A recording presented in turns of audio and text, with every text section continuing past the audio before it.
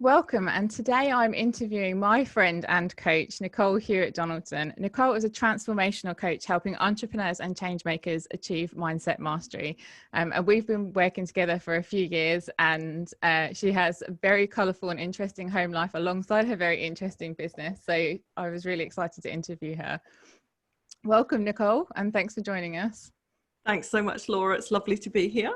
Okay, so the first, I think, most obvious question is, how did you end up running this kind of business? Because, like, how does anyone even get into this? Yeah, well, you want the short version, I guess. One that will fit within the interview. Version. Okay, yes, considering that people won't want to sit through a whole boring 20 minutes. So, look, essentially, if I put it this way, and I mean it genuinely, I'm living my purpose. And my purpose tends to come about through having life experiences that change you in such a way that it literally guides you into your life and what you're doing. So I had a very, very challenging childhood. Even before I was born, there were challenges in relation to, my parents and their situation. And again, I'll just keep it a synopsis. Very challenging, lots and lots of trauma, quite disadvantaged in many, many ways, and very disadvantaged actually in many ways. And all of that basically meant that I became somebody who really needed to heal myself.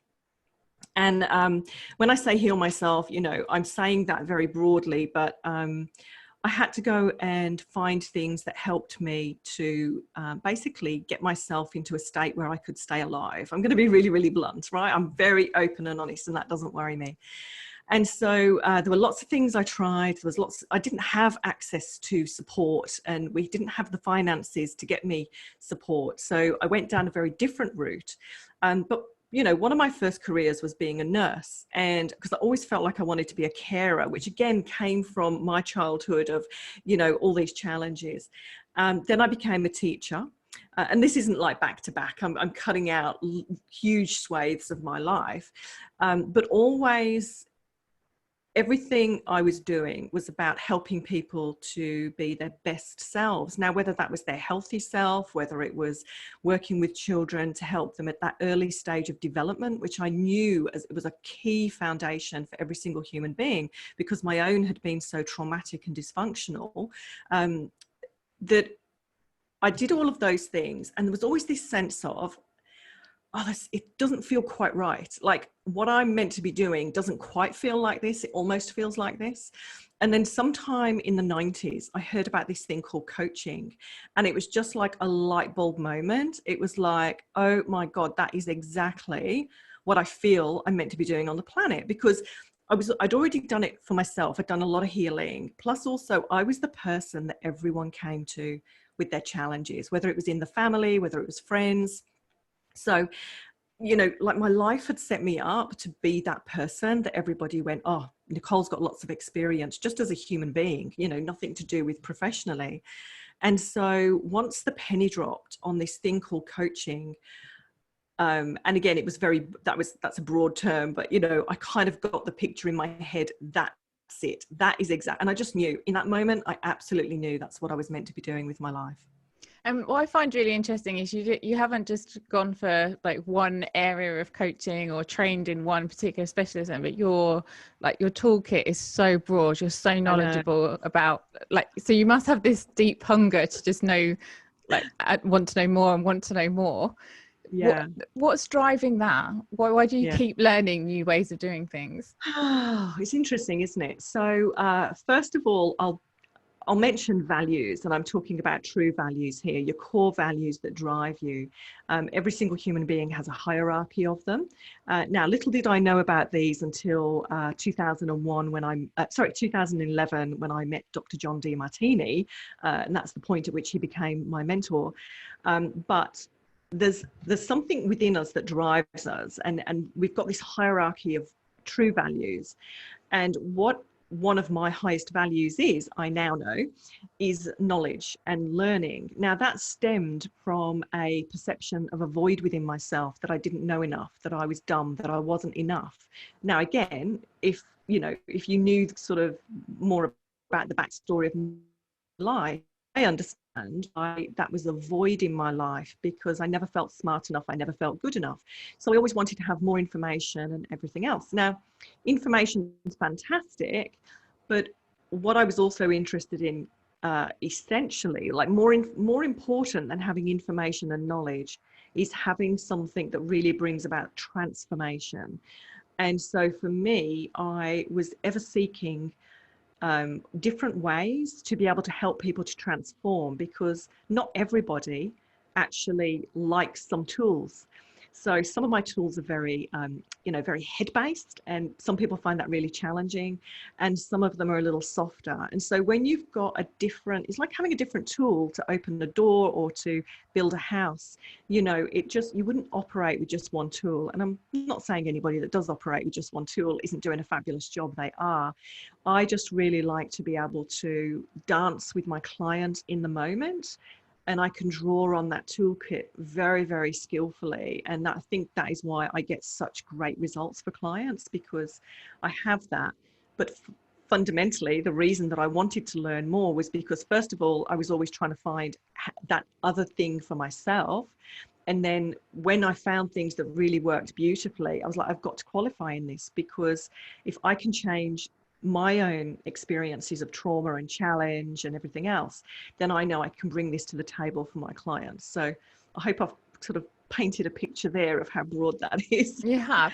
So I was wondering what made you choose to be self-employed, but maybe as I was thinking of the question, I'm imagining that people have I really like the TV show Billions, if you've ever seen it. And so there's a mindset coach in that helps the traders be at the top of their game, because obviously it's worth a lot to the company for them to be able to do that. Oh yeah. So I'm imagining that in some companies this role exists because it's in their interest to train their employees like that, and also it's making me think of like sports psychology.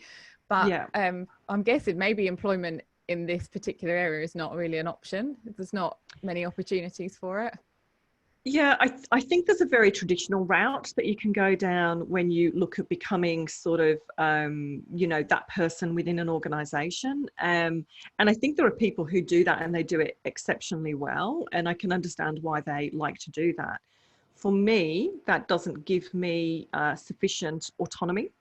And it also doesn't allow me to bring to the table everything I want to use. And so there's a reason, actually, I didn't become a psychologist, because when I was tossing up to do my teaching degree, I actually I've always been very, very interested in psychology, how human, what makes people tick. I mean, when I was a teenager, I thought I was going to become a criminologist. It was really fascinated me, in part, again, because of the childhood I had. I mean, there was a lot of stuff that went on, and I'm like, what makes people behave like that? So it was always fascinating to me. But, again, following the route of, say, becoming a psychologist, which would have been another, way to go through and sort of work in this field that I love so much, I still felt that, in a way, I'd have my wings clipped, and I really didn't want that. And so that is just, so again, coming into alignment with who I am, it just felt it was just much more it was just a more aligned route for me to come to the world with my gifts and what I wanted to do. And now seems to be a good time to mention this isn't the only business that you work in. So alongside this, you have and also explain your accent a little bit to us. Well, I don't know what you hear, but I'm English. So this is so funny, because I don't think I can probably swear on here. Maybe I shouldn't, but it's not like a sweary word. But that B word, I've got a ised accent. So I'm English. Spent the first 19 years of my life, for what it's worth, in Birmingham. So I don't terribly have a broad Birmingham accent, but most people can pick I'm from the Midlands. And I've lived in Australia for the best part. Well, I left 32 years ago from England. So most of my life's been spent here, as well as in the Middle East. And we did have a few years back in England. So apparently the English hear an Australian accent, and the Australians hear an English accent. I have no idea. So I just hear my accent as it is. And I don't think anyone understands how they really sound. And you live in Australia with Mike, and you run a business together. So, sorry, what? And you run a business together Yes, alongside yes, your we do. business. Yes. So yeah, I call him Mike. He likes to be called Mick. Anyway, Okay. I don't know who that Mick bloke is, but him. I run a business with him. So we've got as well a Special Forces inspired adventure company, and we work with organisations and sort of individuals that want to have that experience that we say money can't buy. Well, obviously it can, because we're a business, but we do quite unusual, very unique things that really take people outside of their comfort zones, but also get to give them really amazing experiences that help to develop them. They have fun, they test themselves, and they come away feeling bulletproof and like $1 million, and it's great for teams and and as I said, individuals. So yeah, that's called Tag International, the adventure group, and we've been running that for, oh goodness me, 4 or 5 years, maybe 5 years now, I don't know. We were on Shark Tank and got investment. We're very blessed. We got 4 offers from 3 sharks. That's here in Australia, not the UK. And so I think that was 4 or 5 years ago, and we were established before that. So Did the people that invested have anything to do with the business? Well, I say we got the investors. We actually ended up choosing not to go with them. Like, we went through a whole 9-month process. Because a lot of people don't know that the post-production, there's this whole other stuff that goes on, where you have to go through due diligence and so much stuff. And we went through all of that process, and literally like 9 months later, we got the deal on the table. We'd really fought, I suppose, for our position, because that's the other side that people don't see. There's a lot of things as well. And this is not anything against the sharks, because it's just business. And in the end, we looked at it, and I think this is a key point that I would say to everybody, because maybe later you're going to ask me a question, and I think this is relevant anyway. It has to feel right. Whatever you're doing, whatever your business is, the things that you're doing have to feel like it's in alignment with who you are. Now, when I say in alignment, that doesn't mean it's going to be easy and life's just going to be a walk in the park. But if you're getting this real sense of something is not right, and it's going to require you to completely change your business model in a way that doesn't sit with you, suit you, or even allow you to express the fullness of your genius and creativity, then because I think all business owners are creative, by the way, every human is anyway, then I say don't do it. Because you will actually, what I know about human behavior, what I know about the way the mind works, you will actually end up, if you start sacrificing key aspects of yourself, you will actually end up resenting. And we didn't want to end up in a situation where we were going to resent the whole process and potentially put the whole business at risk. It's just not worth it. So there was a particular question I wanted to ask you that I don't think I've asked any of the other guests, but having you on was too good an opportunity not to ask you. How do you know when those, so you've got an opportunity comes up, and inside part of you is screaming, no, that doesn't feel right. Yeah. How do you know whether that is your instinct telling you that that's going to be out of alignment? It's not right for you, it doesn't line up with your values, versus more basic mindset problem of you trying to stay safe and stay in your comfort zone. How do you, which one do you listen to? How do you know which one's true for you? Look, it's a great question, and this is something that a lot of people really, really struggle with, and I understand it, because because feeling like something is scary and is a bit of a stretch for you and outside your comfort zone is not too far away and too dissimilar to that feeling of, why am I getting this sense of this isn't right? So the first thing, obviously, thankfully now I've got this whole, as I said, the toolkit, which you've already asked me about, to discern, well, is this fear out of my comfort zone, or is it fear? That's that sense of it's not right. So there's this, oh gosh, I want to keep it really simple for your viewers. Can I do 2 things? If you knew what your values were, and they can, it's not just ticking a box. So let me just tell that, you know this, Laura. It's not just like cherry picking, you know, your values. There actually is a whole determination process. I was trained by Dr. John Demartini in that process, and it's foundational to all of his work. So there's a way for you to be able to find out what your values are. And I'm more than happy, you know, if anybody's interested, contact me. But if you do know what your values are, then we have a very clear process to actually sort of go and discern whether or not this is something that you really, really want. And if it feels like it's a stretch for you, then we can work on whatever that fear is that's coming up. Do you know what I mean? Like, so, and I know you've done things like this. Now, if it is an opportunity and you get that sense of, oh, it feels like an opportunity, but it doesn't feel right, there's a different feeling, almost a bit lower in your gut.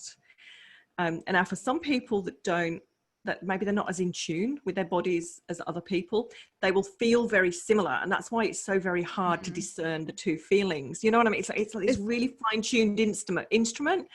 And so in those cases, I mean, obviously when I work with clients, we're always looking at obviously their values, what their end state is, but also then we're clearing their conscious and their subconscious mind to prevent anything from getting in the way. Now, when you actually know who you are, what you want, when you've cleared some of your big fears, you will know automatically. You'll have just this sense of knowing that that's not for me. Like you know, again, just to go back to our experience with, you know, Shark Tank and that offer and that opportunity. On one hand, we really, really wanted it. Originally, that's exactly what we wanted. And that felt challenging. We were well and truly outside of our comfort zone. So we did a lot of work around that. And we literally balanced our minds, both of us. And because, you know, my husband's so blessed, he's got a built-in coach at home. So I was able to help him with that. And we kind of, as we went through the processes, every single time something came up, we checked in with that. Is this in alignment with our vision and what we want and our values? And we just kept going, yes, it is. It's just challenging us, that fear that we're going to be seen. We might be judged. You know, will we make a fool of ourselves? Do we have enough information? You know, are they going to ask us questions we don't know about? Being on, you know, in front of millions of people on the television, you know, that's pretty intense for some people, particularly somebody like my husband who's lived his life in the shadows, in the, you know, his previous work.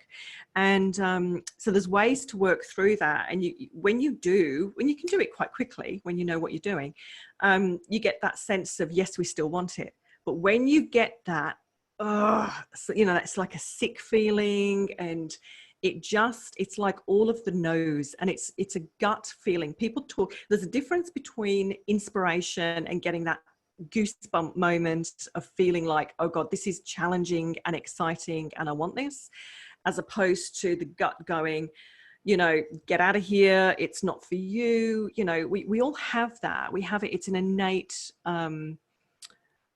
mechanism within our bodies to help protect us.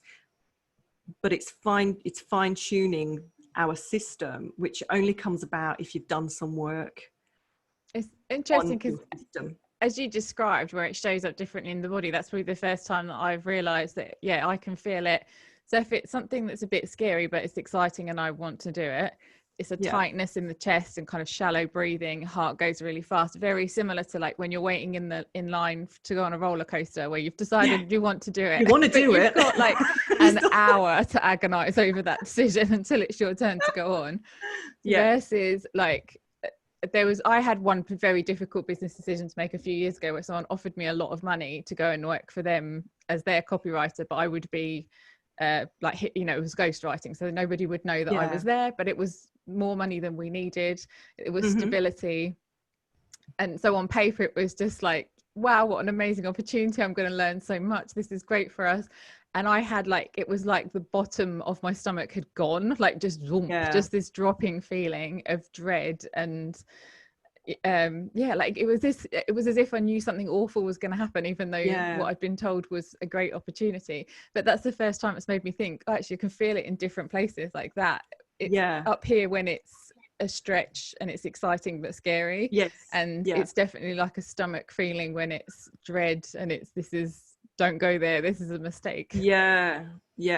Now, I've got to say, sometimes there's a part of us, our subconscious, that is going to interfere and tell us that something we want and give us that dread feeling. And that's why, if you're really, really aware that you've got some blocks, I'd highly recommend anybody go and clear those, because then you'll have a clearer and a cleaner connection to those feelings, and you'll know the difference between like that, as you said, the excitement and the dread and the excitement, as opposed to the, oh no, don't go there feeling. And I don't know if I answered that well enough to help, because it's not, there's no simple answer. I mean, I wish I could say there's a simple answer, but there truly isn't, because it depends on what's going on underneath. And also, you might not get it right on an individual basis, but something that I notice, I notice it in myself, and I know it's true because I see it in other people, is that, so you mess it up, like that decision for one thing,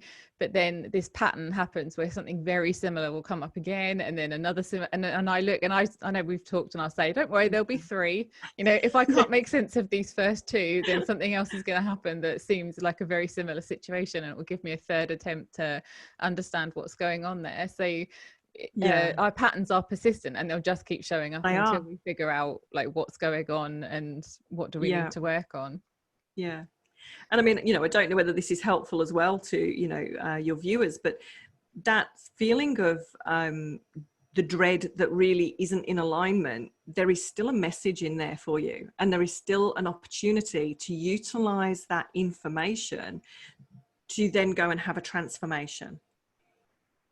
So rather than just pushing away, so if it was an opportunity, for example, instead of just feeling the dread and knowing, okay, that's not right for me, push it away, move on to the next thing, you would still take time to work on that, that particular I personally situation. Yeah, absolutely. Every challenge, every situation I have where it comes up with this sense of resistance, dread, fear, whatever it's showing up as, even being triggered by another human being, mindset mastery, and that deeper level of understanding human behavior and wanting to transform so you can actually show up as your full true potential. When you get to that point, you kind of get a little bit excited. You go, wow, what's this? Let me look into this, because there's resistance there for a reason, and it's great to be able to go, I can just say no to that. And we can also evolve to a whole other level when we can transform that. It's really, really powerful.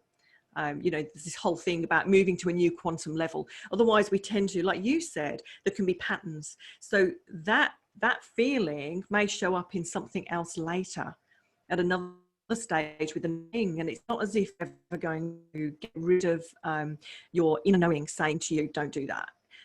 It's just that every single one has this little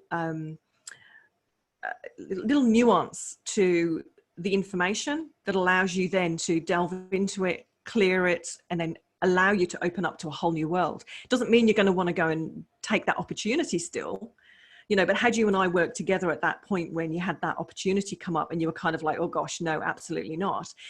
That would have been the absolute perfect time to step into it and go, let's have a little deeper look at what's going on here, because I understand your choice is still, you really don't want to do it. However, what is it that's getting in the way, so that you can clear that, so you can actually evolve to a new quantum level. Does that mean that you could get to the point where either decision would be okay, because you can sort of see the benefits in both of them, or you can make either option line up for you? Yeah. It's really funny you talk about that, because I was just speaking to a client before I got on the call, and she's in a situation where there's this decision point, and it's not so much a decision point. She's stuck in a situation and she wants out of it, but she's caught where she is at the moment. So it doesn't really matter whether it's what you're talking about with this client. And she said, what can I do? And I said, you can do the 4-column collapse. Now, I give this to clients so often, and I use it myself with great regularity, because when you look at the two sides of what you're looking at, you're comparing, do I stay, do I go, whatever that is. Do I stay in the job? Do I leave the job? Do I keep my business? Do I leave, do I close it? Most people will look at the benefits of one and the drawbacks of another. You know what I mean? Like, they just do a simple list. Whereas when you actually do the benefits and drawbacks of both sides, and you've got to go down a list. We call it a 4-column collapse is what we call it, as I mentioned. When you go down and you're actually looking at the benefits and the drawbacks of this, the benefits and the drawbacks, the benefits and the drawbacks, and keep going, and then you do the same on the other side, you will actually get to a point where you actually see that whichever way you go, there are benefits and drawbacks. And sometimes they can be very, very similar, though the pathway is very, very different. Yeah, I remember getting to that point where you look and go like, oh, there's like a theme that between either option, it would still take you to the same place in some way. That's right. I just, for the people watching this, I've used this a lot, but especially at the start of the lockdown in the UK in March, when I was thought like we were going to be told that we weren't allowed to go to our beach, which we visit about 3 times a week, and is a really fundamental part of like mine and my children's mental health and physical well-being and our home education experience. And of all the things to get upset about, I just was like, no, this can't happen. They can't tell us that we can't go out. And there's so much resistance to doing this 4-column collapse exercise as well, because you're listing the benefits of something that you really don't want to happen. So every part of your being is screaming like, what are you doing? This is madness, stop now. And you have to really persist with it. But it brings about such peace. Especially I found it really useful for something that was out of my hands, so that I could get to a point of peace and know that, okay, you know, whatever somebody else chooses and I haven't really got much choice in that, I can be okay and I can feel all right about it. But flipping heck, it is hard work. It's not like it's easy. You just make a list and then you feel better. No, that's right. And, you know, and that is true of a lot of my work, as you know, Laura. But the thing is, we're going to mastery level. We're going to, a higher and a deeper level. And it brings about deep inner transformation. And what you spoke about there, having that sense of inner peace, that when you have peace, that no matter what happens, you're going to be okay. That's freedom. Mm-hmm. That you'll still have a preference. It's not like you go, oh, I don't care. We're not talking about indifference. We're talking about a sense of that inner calm. Now, when you're calm, when you're centered, when you're focused, when you are at peace, you actually have on board your executive center in your brain. And so rather than being in your amygdala and being in that, you know, flight or fight or freeze situation, you actually have a great deal more freedom. And that's particularly true, as you said, when you've got a situation that's out of your hands. And, you know, that's often that's the biggest point in our lives when we feel incredibly disempowered, which is one of the worst things. I mean, the whole COVID situation has got a hell of a lot of people feeling terribly disempowered. And so there has to be some way to restore your power. And that's what a lot of my work does. It's actually helping individuals to restore their power so they can just get on. They can think again, they can have clarity, they can refocus, and they can take actions then. And when you've got that, you can problem solve, you can be creative, you can get yourself out of some tricky situations that they're not of your doing, but at least you can think clearly again now.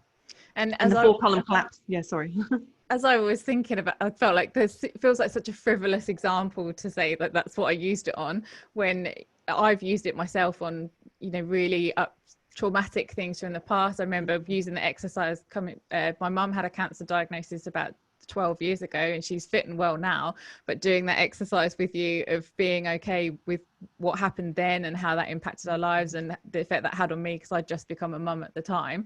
And again, you're just that your brain is just screaming like, you cannot be saying that there were any benefits to this happening. And actually, when you look at it, there is. But then also using it to get over past experience and past trauma, and knowing that at some level that's still affecting me today, so I need to work on it. But then also using it in the moment, like when something happens and you need to make a decision or a change in direction. We had a similar situation a year ago where an option that we had lined up for our son just fell apart overnight, and we had to come up with a new direction for him, a new education solution for him. And I was really surprised at how quickly that was like a level of anger in myself when it happened that I had not seen for a long time. And then to be able to really quickly get over that and go, okay, right, I'm done with being angry, and get into that kind of problem solving phase. And it was just that same tool. So it's so versatile. Yeah. And I think from memory, within 24 hours, you'd come up with a solution. Yeah, we were there. Yeah, so his education. The next day, we'd had like an education placement fall through for him. That had been, we'd been told you've definitely got this, and then we got an email that was very generic that sort of implied that he didn't, and then it turned out no, he didn't have the place. And I think it was about 24 hours we'd figured out like what else it was going to be and how, but also like how to position it with him, how to, you know, master how we were feeling, so that we didn't then project that onto him, because obviously the worst thing I could do is let him see me when I was that angry, because I didn't want to pass that on to him as well. So that was, again, that's really empowering feeling, knowing that, okay, you know, it doesn't, things like that are going to happen, things that are outside our control, but I know how, and it doesn't mean that you're not bulletproof. That's something that, you know, in a lot of mindset talk or books, you kind of get this idea that you're going to walk through life kind of impervious, or you create this bubble around you, and it's your happy bubble and nothing can get in, and it's going to feel amazing. And that's like, it's not true. Stuff's still going to get in, and it's still going to hit you, and you're still going to feel really terrible, but it's going to be for a shorter amount of time, and you can more quickly move into a state where you can take sensible action. Yeah, and I mean, depending on how much work you do and the depth that you go to, because as you know, my work has various levels to it, you can actually get to a point where you can still experience challenges in the moment, but your ability to remain centered and focused and keep your power without losing it. So you still may go, I don't like what's happening here, but you've got that sense of an ability to respond rather than to react, which of course is such a huge shift, you know, from, see, some people when they, and I've definitely had this experience and still do with some things today, right? But when you get knocked off your kilter, you know what I mean? Like it really, really can, a challenge or a situation can really knock you off your path. And the thing is, it's destabilizing for us. And then it can take such a long time to get yourself back to a point of where you were previously, which when you're an entrepreneur, that is forever. You know, this isn't about you being distracted on your day job where you're still getting paid and they're kind of going, you know, come on, Sheila, you're on the clock. You know, this is like, oh my gosh, I am it. And I've got to get myself back on track, because if I can't operate my business, there's nobody else here to pick it up. So it's essential really for people in positions of responsibility. We all are. If you're a business owner, you know, a leader, an entrepreneur, you absolutely are. And so the ability to be able to do this quickly and also not be in that space of fantasy that, you know, oh, just be positive. That's what I call, you know, the Pollyanna thinking. That is just, that's suppressing. It's, you know, it's resisting what's really there. And eventually that stuff comes up and it explodes in a fountain of, you know, pain and vomit, and actually helps people to sometimes really, literally, sometimes, you know, it really can. So yeah, I mean, I'm really glad that tool for you. I know it really is quite challenging, as it is for most people, but you've definitely picked it up and run with it, and I admire you for that. I always say to you, Laura. Go-to, I'd say. But that's what's the first thing I'm going to do? Okay, I'm going to give it the old 4-column collapse, and I'm going to sit here very reluctantly listing all of the negatives of the, like, so all the positives of what I want. Well, I know there's supposed to be just 2 equal options, but I'm still at the point where I go, no, this is the thing I want to happen, and this is the thing I don't think this is what I want.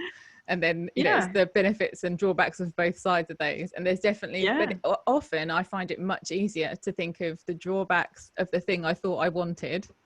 Like they come so easy, and you think, oh, wow, I'd not even considered this. That's right. And then it's very reluctant to start listing the advantages of this thing that I'm looking at. That's right, that you don't really want that to happen. Yeah. And I think a big part of that is I've already made the decision that I don't want that to happen. And so my brain is going to back me up as much as it can by saying, no, there's literally no benefits to this happening. So it is work when you do it. Yeah, it is. And it's because you're creating new neural pathways, you know, and that is work. It's like cutting a new path. If you go into virgin bushland and try to walk through it, I can tell you now, it's going to take you days to get a couple of kilometers, because you're going to be, I'm talking jungle stuff. But it's like anything, once you've trodden a pathway after a while, you're like, oh, this is easier and easier to get through. And then, you've got super lane highways that, okay, they're highways, we don't particularly like them, but you get in a car, you can take a truck down there. You can take a truck that was six trucks wide if you're on Sheikh Zayed Road in Dubai, where, I used to live, and you can get through it. I mean, that's my point. Some neural pathways, they're so easy, they just fire like that. And so when you've got that firing off, believing that this is the only option that is going to end in positive results that I want, then you're not seeing that over here there is another pathway. And because if that doesn't come off, how are you going to feel when you're left with this other thing? And so again, that mindset mastery, being able to stay in that space of equilibrium, and so then you've got the capacity to be able to problem solve and get creative. That is what you want to be, because then you're agile, you're quick on your feet, and you spend less time being down in the trenches and knocked out. Sort of, probably mixing a ton of metaphors here. Sorry, for a writer, you're probably going, oh my god, I wish you'd just stick to one. You've never sounded more Australian than when you talked about hacking away through the bush. Yes. Like the Birmingham lass has gone now. There's no more Birmingham.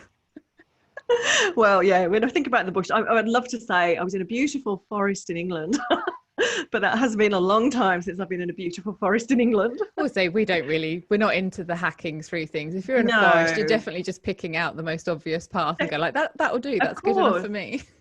And forests in England are very civilized. I mean, this is the wild Australian bush I'm talking about. So it can be very beautiful and very challenging. I want to go back to, you said when we're entrepreneurs and something throws us off kilter, we don't get paid. And I really felt that at the start of lockdown in March. My husband was working, we were really fortunate that he was out of work and he managed to get a job 1 week before lockdown. I joke that he had the last job in Britain and he signed the contracts on the Monday and then came home and he did 1 day in the office and they went, there you go, there's your laptop. Good luck getting to know our new organisation from home. But he was at home and they kind of accepted that, first of all, he was new in his job. So it was going to be harder to concentrate, but also given what was going on, it was difficult to concentrate. And yet he's still receiving a full-time salary. And I was just staring at my laptop going, I need to function. I need to be able to work. I found the whole, the daily briefing, it was helpful in a way that I didn't have to bother tuning into the news all the time. I could just switch, not think about it and know that it was going to come at a particular time. But I think it was 3 o'clock in the afternoon. So basically from 1 o'clock in the afternoon, the day was a write off, while I was thinking, oh, it will be the briefing soon. I must, wearing away in my head. We're kind of, I think in the UK, at least, we're heading back in that kind of direction. But also it's just a useful skill to know, how do we refocus when we're feeling that kind of scattered energy? Because it's not like anything bad, it's not like you've got really bad news, you need to process one thing and get over it. It was just this constant uncertainty and change and chaos. How can we bring ourselves back so that we can get on with work, because we don't get paid if we're off kilter and we're not being productive? Okay, well, I know this is unrealistic in some people's cases. So I say this with the greatest of respect for anybody who says that's just not possible, I have to watch the news. But the first thing I would do, in all honesty, is reduce the amount of time you spend listening to that. And I'll tell you why. Because today at 4 a.m, this is the regulation. This afternoon at 2 p.m, it's different.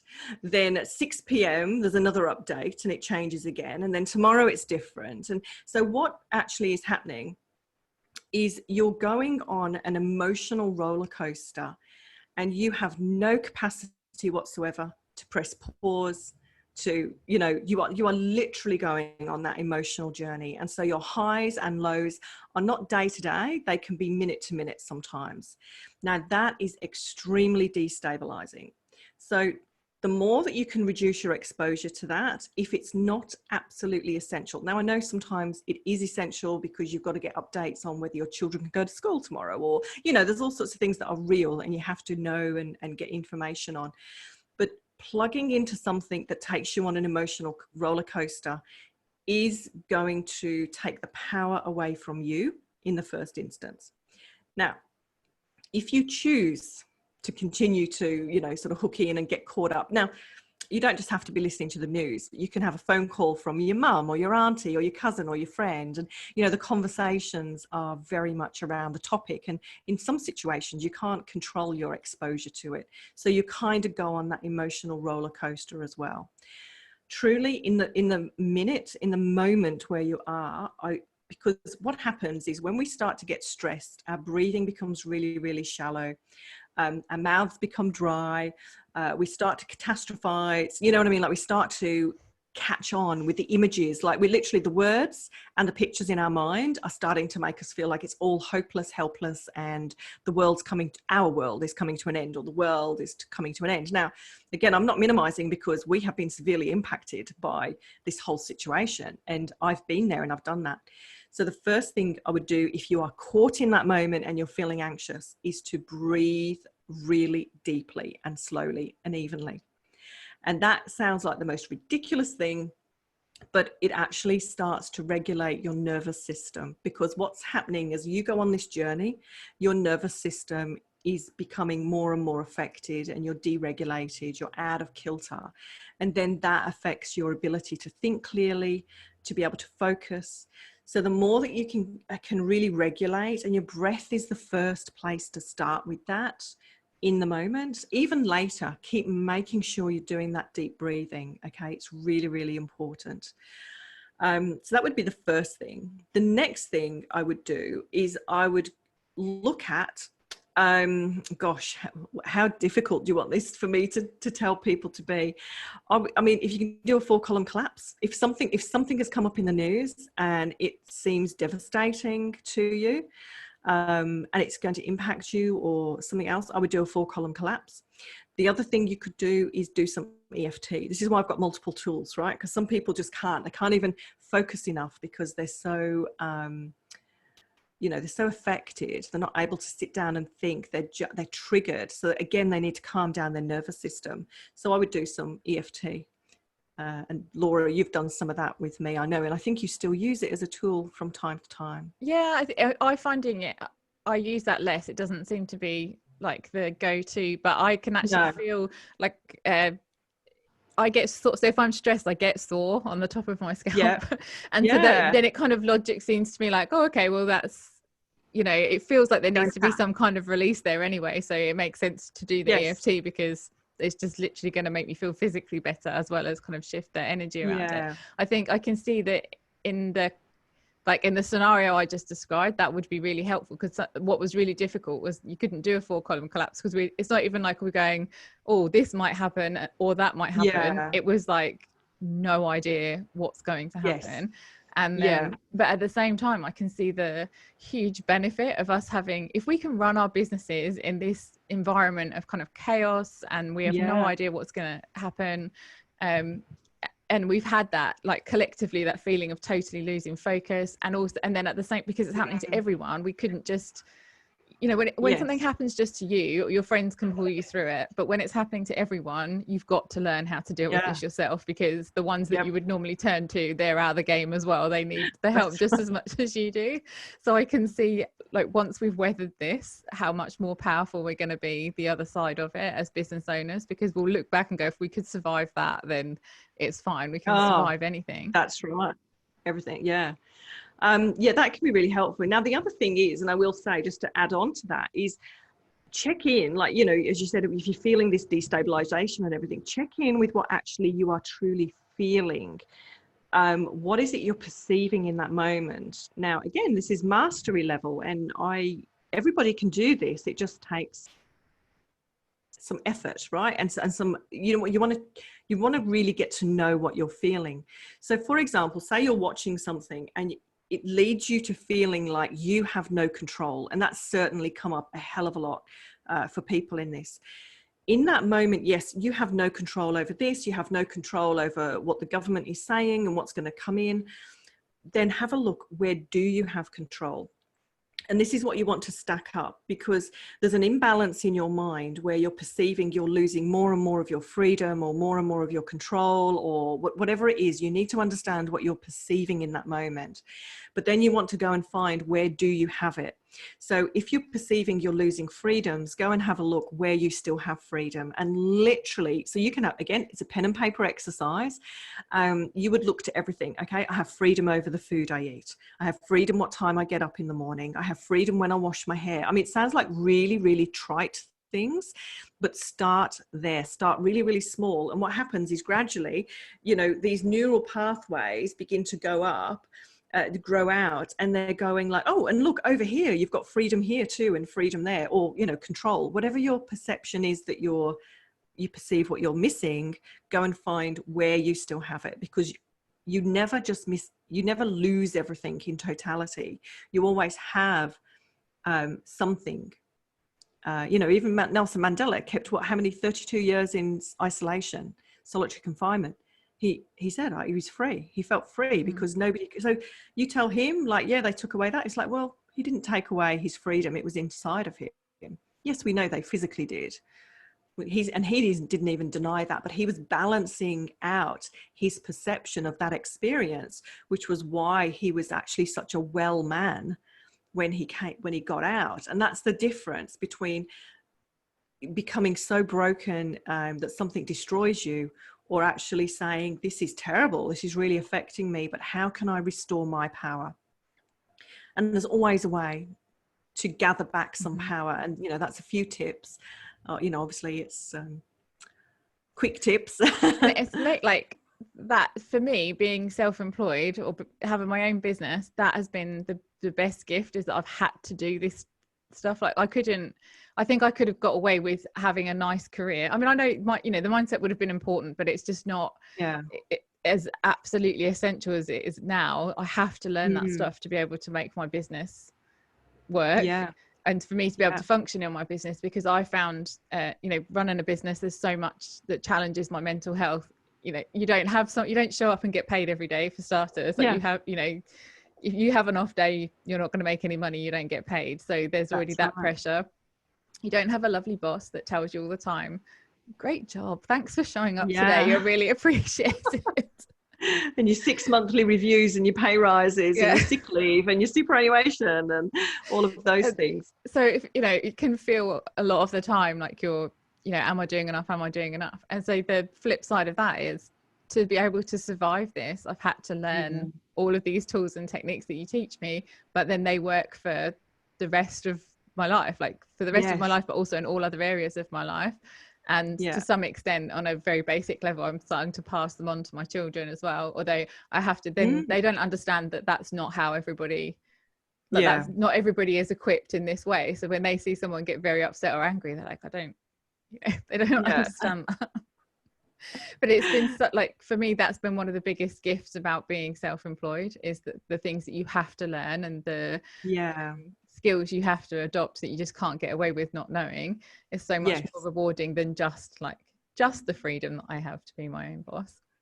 Yeah, well, it's kind of like, you know, it's a B, you know, I don't know, like a BA in or an, you know, a degree in personal development, you know, when you have your own business. Because you have to step into that leadership role, and you know, it can be very challenging when you've been an employee and used to somebody giving you some guidance, no matter at what level you're at, you know, unless you're sort of CEO level, there's always somebody driving your role and how, you know, what you have to achieve and your KPIs and all that sort of stuff. Whereas, you know, we've got to establish that and keep it going in spite of what's going on around us. One last question, because again, I can't resist the opportunity to ask you. So is like everything, does it have a mindset component to it? So when in life stuff happens, like people get ill, or, you know, car accidents, or the car breaks down or something, I see that like quite a lot, that people then go like, oh, you're upper limiting, or attach some kind of mindset viewpoint on something that's actually happened in the real world. Is that always the case? Is there always some kind of mindset component to it, or do things just happen and you just have to learn to deal with it? Well, let me put it this way. I don't use the term upper limiting. Okay. I don't, let me just say, I don't use upper limiting, and we'll leave it at that. Okay. So my mentor, Dr. John Demartini, he's one of my many amazing mentors, and he is the leading human behavioral expert on the planet, and he's a polymath. And what that man does not know about the intricacies of our psychology, our physiology, our ecology, our sociology, our theology, like he's studied every single ology on the planet. Okay. And what John has done is he's kind of seen the synthesis, you know what I mean? Like where the things map across. Now, spirituality and you know, all sorts of spiritual teachers, for example, and I'm not going down a spiritual path massively, but there's been this concept for the longest time that everything is connected. Yeah, we know that. And so everything is energy. There is a component of messages, I'll put it that way, perhaps is that the best way, in every single situation in our life, in every single experience, good, bad, indifferent. There is a component. I mean, I've had situations where, well, for example, and is this okay to share an example from quite a few years ago? Yeah. I was working with a client. It was part of a group I was running, and I teach equilibrium. You know, I teach maintaining equilibrium, because when you're equilibrated, which means basically both sides of you are balanced, you can go up, right? You travel up. But when you're one-sided, you think about, you'd never ride a bicycle with one wheel, or you'd never drive a car with two of the wheels missing on one side. There's a reason we have to have balance. There's a reason we've got two legs. Okay, we need balance. The same, we've got two hemispheres of our brain. Everything has two sides to it. A coin has two sides.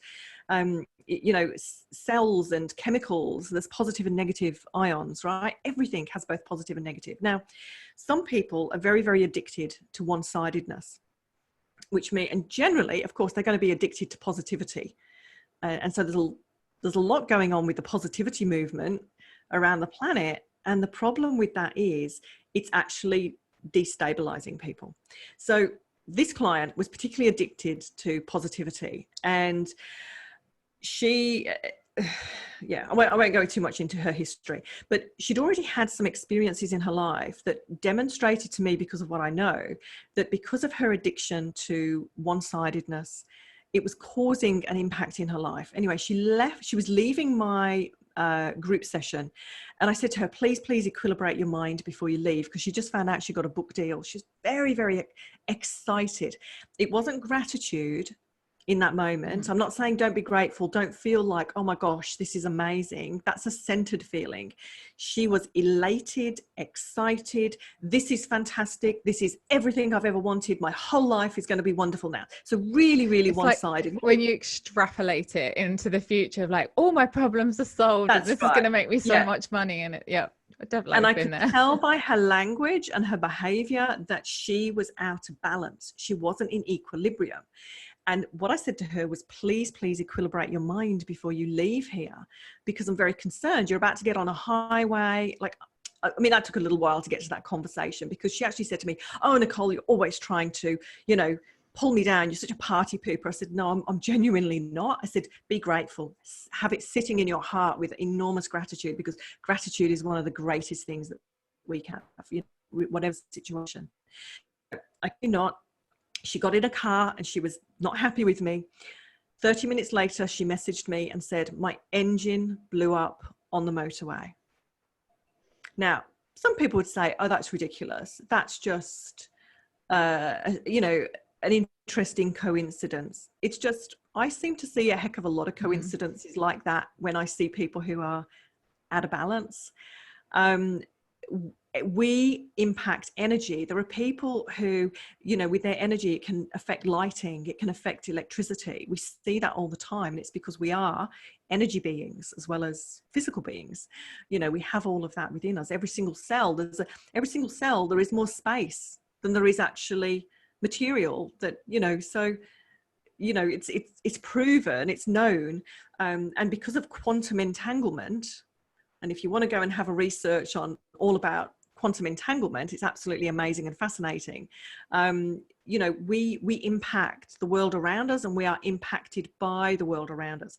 But it is a dance. It's not you know, something doesn't happen necessarily on you and you haven't had some sense of co-creation in that. I'm not saying consciously, you know, that would not be true, but because we've got all of this stuff going on with our subconscious, the mind, you know, we're having 60 to 70,000 thoughts a day, and you tell me you're not actually aware of more than about 5,000 of those.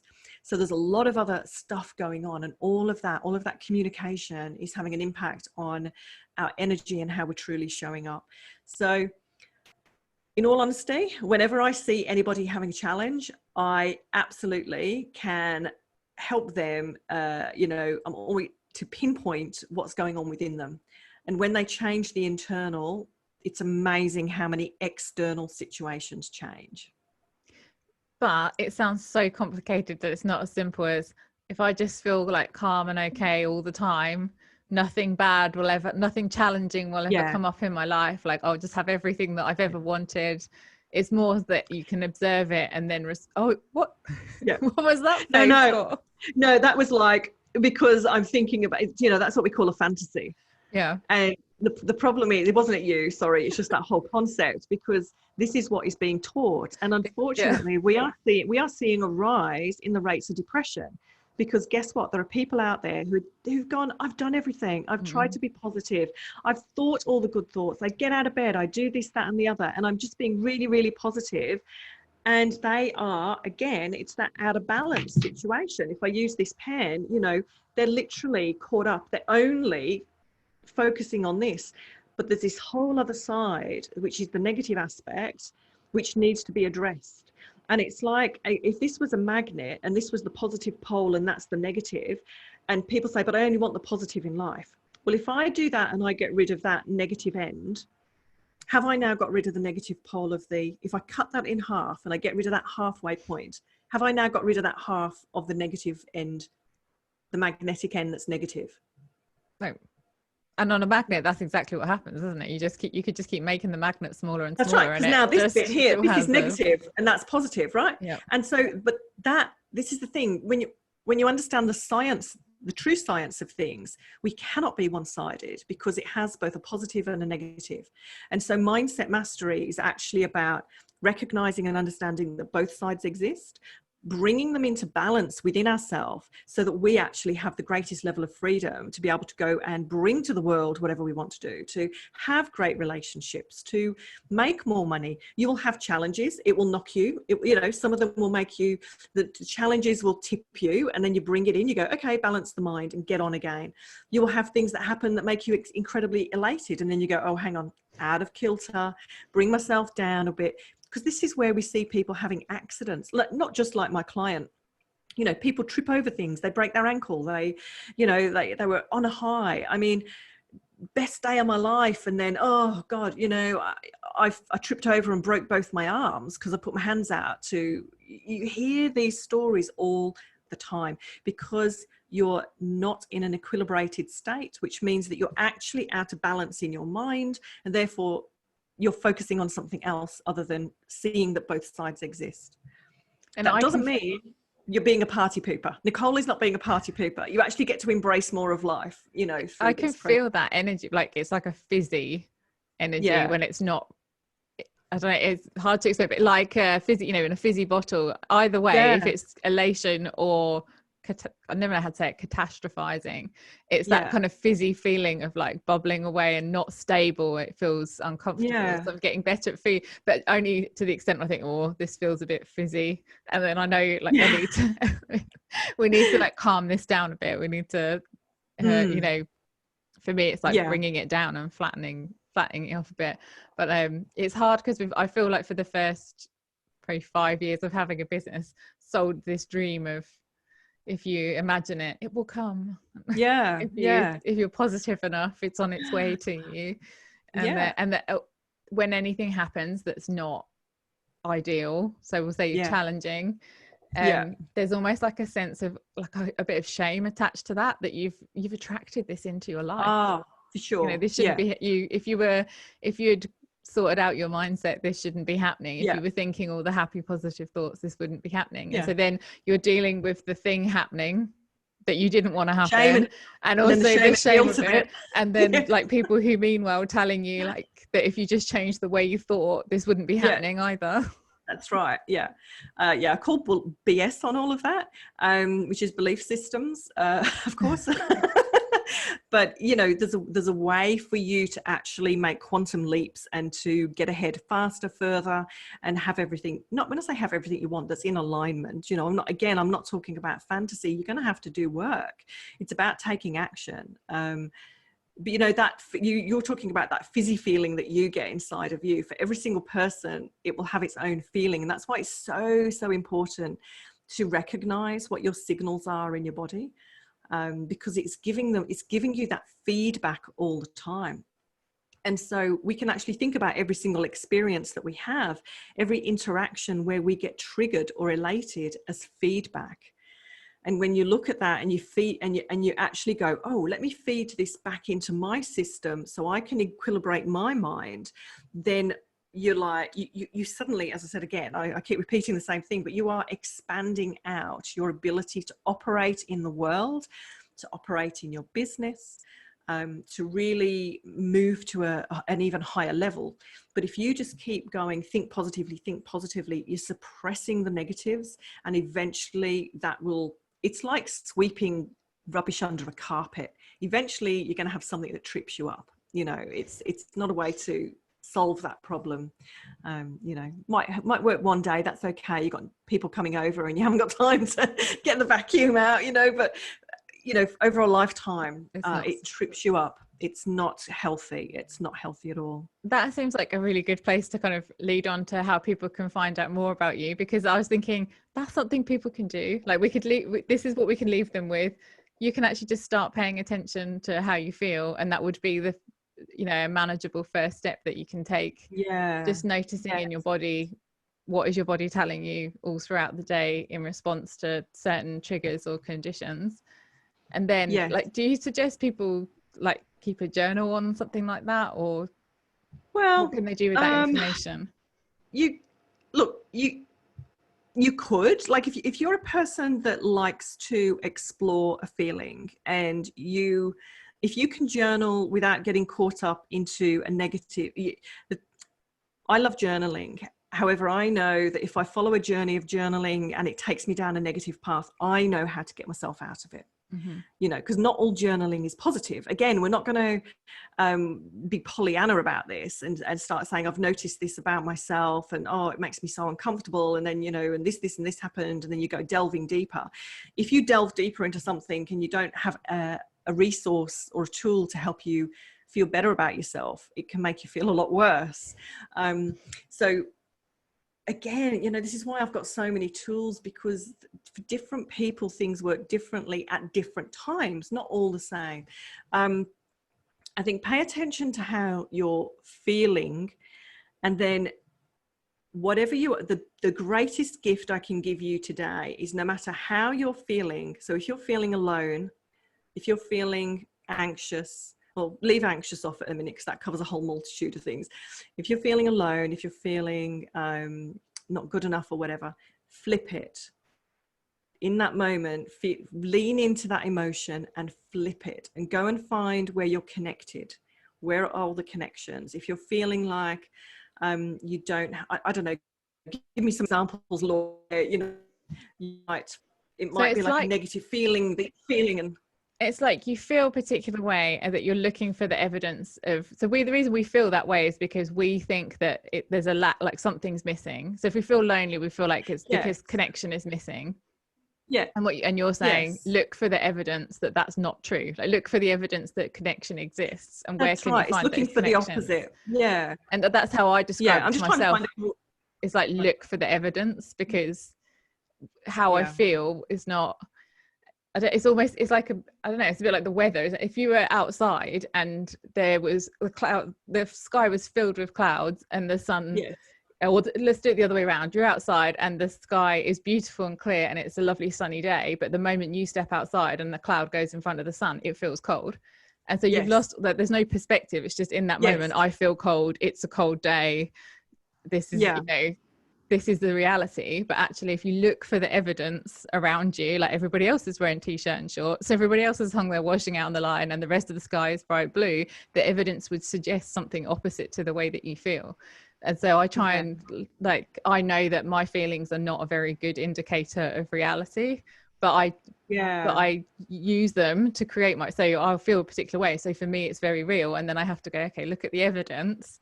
So I think lonely is a good example, especially at the moment where you feel like we can't be around the people that we want to be, or that's right.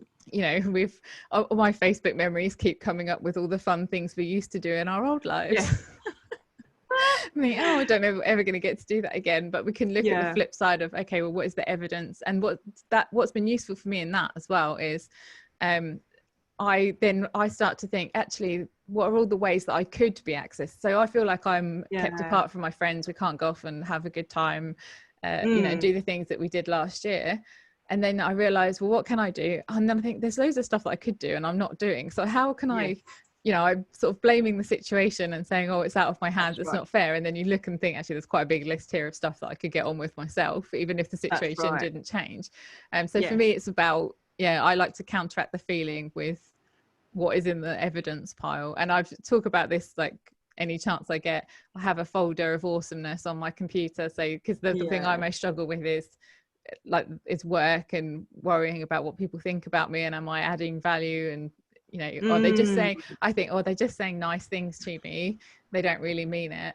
And then I have this folder where I screenshot any kind of Facebook comments I get or emails, just raw as they are. So they're not like carefully thought out testimonials, they're just a spontaneous feedback that I've had, and I can just gaze at it. And actually I've put, I can't move the webcam so you can see it, but I have a wall now of like thank you cards and things that people have sent me as well. So I can keep looking at it going, you see, there's the evidence. So you don't pay attention to how you're feeling, pay attention to the evidence that's in front of you.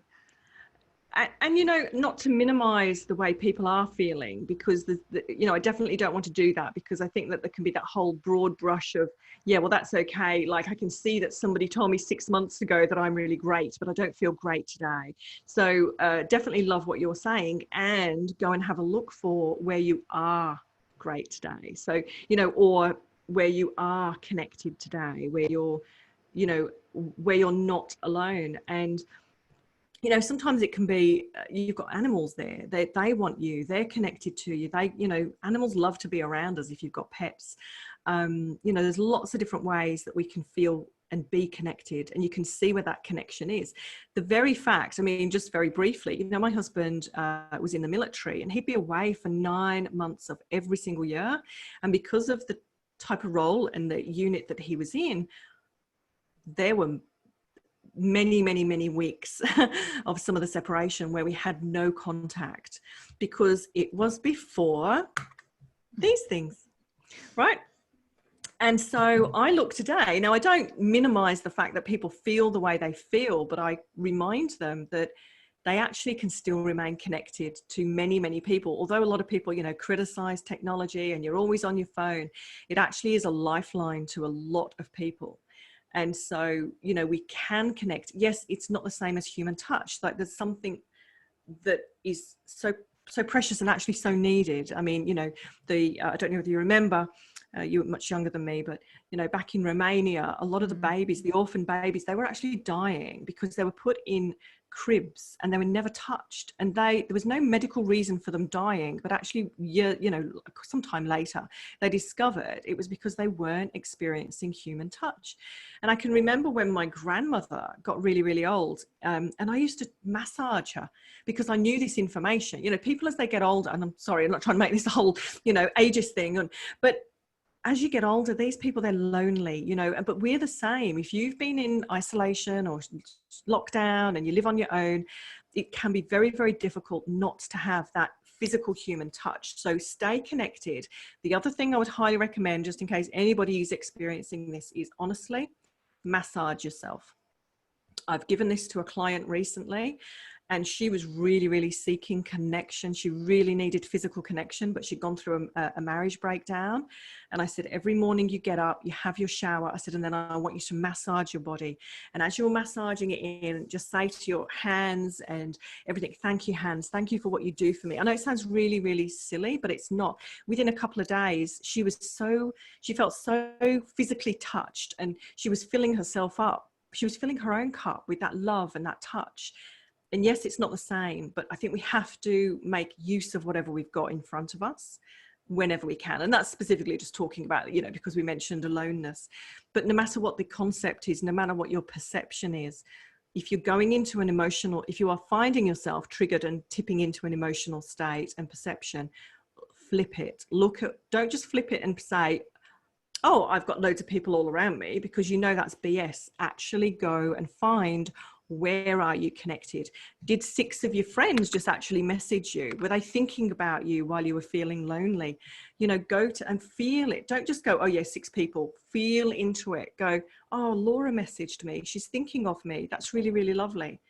Put it in your heart. Really, really, really feel it. Does that You're such a stickler for the detail. Like whenever we do any work, say like, no, it's not you, like come back down, not just that this great thing happened today, like down into the very detail of like every element that was a part of that. And because that is when you start to feel it, is when you look at it in that level of detail. Yes, because that's what shifts it, and it makes the difference. You know, sometimes people will say, oh, well, this and this happened, and they're really, really big things. And I say, that is leaping tall buildings. You're not Superman. You know, in real life, although you may have achieved that thing, you didn't get there by leaping that tall building. And we take the stairway, we don't take the elevator. You've literally got to see there's 16 floors, there's 2 flights on every floor, and there's probably, you know, 32 steps per flight or whatever, or and you go and you make those micro connections and find where it is. And within no time at all, it might even just be 15 or, 20, 25, 30. When you make those smaller detail connections, you're actually transforming your perception, because you're actually firing and wiring different neural pathways. And then that fires off and brings about a different feeling in your body, because now you get feel-good hormones flowing. So this isn't just about, oh, what a lovely little, you know, woo-woo exercise. There is, you know, real physiological changes that are occurring, because we are, you know, a bunch of physiology. We're a bunch of chemicals. We're a bunch of cells that are continuously being affected by environment. I mean, we're talking about epigenetics here. So we've got the internal environment and we've got the external environment, and both can mirror one another. But you're only really in control of the internals. And that's why the work I do, even if we went back to right to the very beginning, to probably the first question you asked me, why do I do what I can do? Or why have I gone down this path? Because I had no control over my traumatic life and what was happening around me. So I had to go internally. I had to find a way to make myself and my internals be okay, so I could survive in the world. And not just survive, but thrive, because I believe in thriving no matter what you've experienced. I really do. And restoring your power. And no matter what you've experienced, you can. That's fantastic. That's a really great place to end. Thank you. You've like wrapped it all up for me, so I don't even have to think of a nice like conclusion way to end. So now you've got people, and I like as well that you just sort of sow in seeds, like just words like epigenetics, and we're going like, that's like a whole other show to talk about this. So for people who are really now intrigued by all of the things that you've talked about, what's the best way for them to stay in touch with you and find out more about your work? Well, you can email me, Nicole@nicolehd.com. Like if you just literally want to do that. If you want to hop on a call with me, you go to bit.ly/Nicole a discovery call.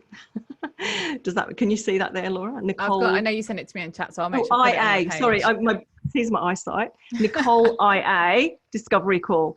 So bit.ly/Nicole IA discovery call. So that's the inspired action discovery call. So I've shortened it.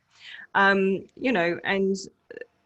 come find me on Facebook, Nicole Hewitt Donaldson. You do some lives on Facebook sometimes as well, don't you? I do. And I must admit that, you know, it's time to get back to that. I've been really, really flat out with Rise program and Midas program clients and whatever else. So yes, but everything happens for you, not to you, right? So I see the blessings of all of that. You can't really complain if you're busy transforming people's lives while they work with you. That's complaining. Okay. I honestly, like, I just absolutely live my purpose. I love it. I have to force myself to actually take breaks because I love it. I truly love it so much. I don't feel like, oh my God, I've got so much work to do.